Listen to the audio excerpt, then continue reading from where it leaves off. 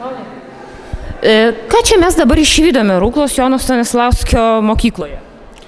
Mes išvydome, kaip sakoma, vieno iš projektų rezultatų, projekto Dress Code, tai yra, kurio mintis buvo parodyti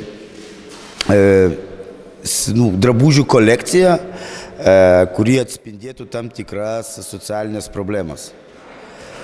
Tos socialinės problemos, kaip sakoma, buvo nagrinėjamos viso projekto metu, tai yra 7 dienos, iki šio laiko žmonės vykdė Rukloje įvairias veiklas, ėjo įvairias institucijas, susipažino su gyventojais, paskui nagrinėjo temas, išsirinko 4 temas aktualias jų akimis Ruklos miestelio ir visai Europoje ir pamėgino tai atvaizduoti drabužių kolekcijai.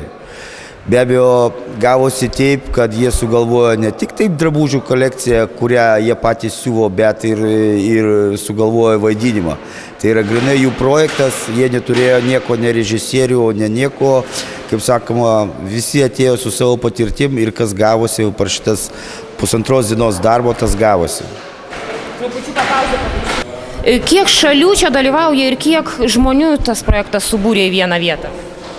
Čia dalyvauja 4 šalis – Turkija, Rumunija, Latvija ir Lietuva, bet atstovaujamų šalių gavosi šiek tiek daugiau, už tai, kad iš Turkijos yra žmogus, kuris gyvena, gimė azerbaidžanietis, bet šiuo metu studijuoja Turkijoje ir taip pat labai džiugu, kad lietuvių grupėje yra 2 afganistaniečiai, kurie gyvena Ruklos pabėgėlių priėmimo centre ir jie puikiai įsiintegravo į šitą projektą ir dadėjo jam žavesio.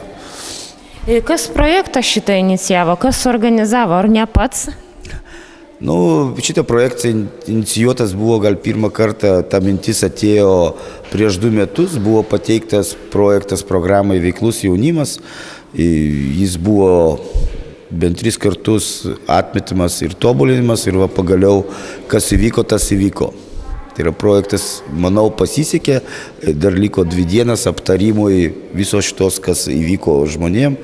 Kiek suprantu, jiem labai patiko šitas procesas. Pirmiausia, galbūt pasakyk savo vardą, pavardę ir iš kur esi atvykusi. Mano vardas Gerda ir aš iš Latvijos. Pavardė Ozola, latviškai. Taip.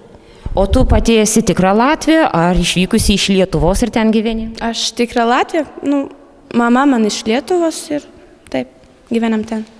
Kaip atsitiko, kad tu dabar atsidūrėjai Lietuvoje, Jonavoje, Rukloje ir šioj mokykloje?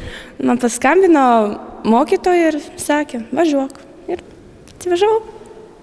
Ir sakė Vladas, kad labai patiko šitas projektas visiems ir su tais drabužiais. O kaip tau? Patiko. O draugams? Labai. Visiems patiko. Dar kartą dalyvausi? Taip.